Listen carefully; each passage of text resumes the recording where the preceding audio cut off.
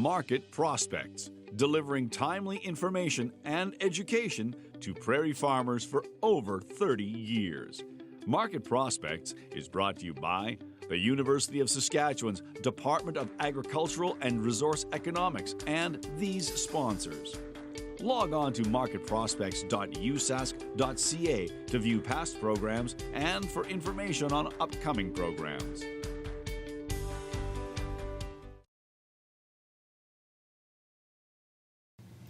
Well, grain transportation has generated a lot of attention in recent years. This week on Market Prospects, we look at the current issues in the prairie grain transportation system. Joining us is Richard Gray, professor with the Department of Agricultural and Resource Economics, University of Saskatchewan. Great to have you in Farmgate. Pleasure to be here, Bob. Right off the top then, grain transportation is a key focus of the Canada Transportation Review Report, which was recently put through to Parliament. What is the most important recommendations in that document? There were a lot of recommendations, but the one that stood out for me was the proposal to phase out the maximum revenue entitlement over time, which means we would move towards a completely deregulated freight system in 7 years. The other part of the language that was unusual was the notion that we'd move to competitive rates if we got rid of the maximum revenue entitlement. That's frankly not true. If you look at the U.S., the only time you get competitive rail pricing is where they face outside competition. In the case of Western Canada, the only outside competition is trucking grain to Vancouver, which is too expensive to be competitive. We wouldn't end up with competitive prices in Western Canada.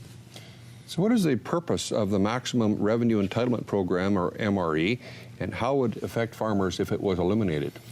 The purpose of the maximum revenue entitlement is to deal with the market power of the railways and overall freight rate pricing. It sets a maximum average rate railways can charge for freight rates. The more, it's not a revenue cap, the more the railways move, the more they get paid. It's adjusted for inflation over time. But if it were removed, we'd get it. Right now, the railways get paid more the more volume they move. If you remove the regulation, the railways could actually make more money by moving less grain. This happened in the U.S. as recent as 2014.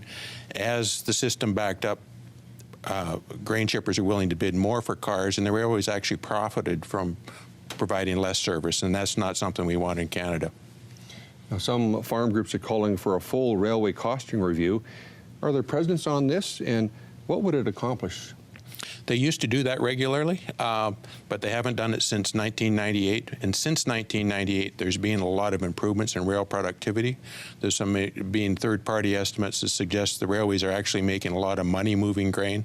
So if they're arguing they're not making enough money, I think it's time for a costing review before we make any major public decisions.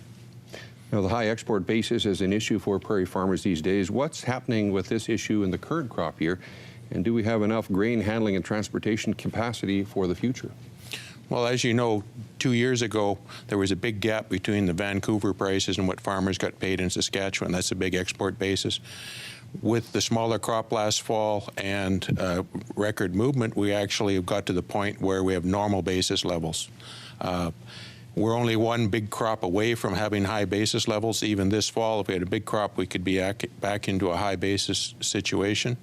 I've also been looking at the longer run. I've had a study, working with a student on a project looking at how, whether we have enough capacity in the future. And this suggests that if we don't expand Vancouver and export capacity, we're looking at another $10 billion worth of basis costs over the next 10 years.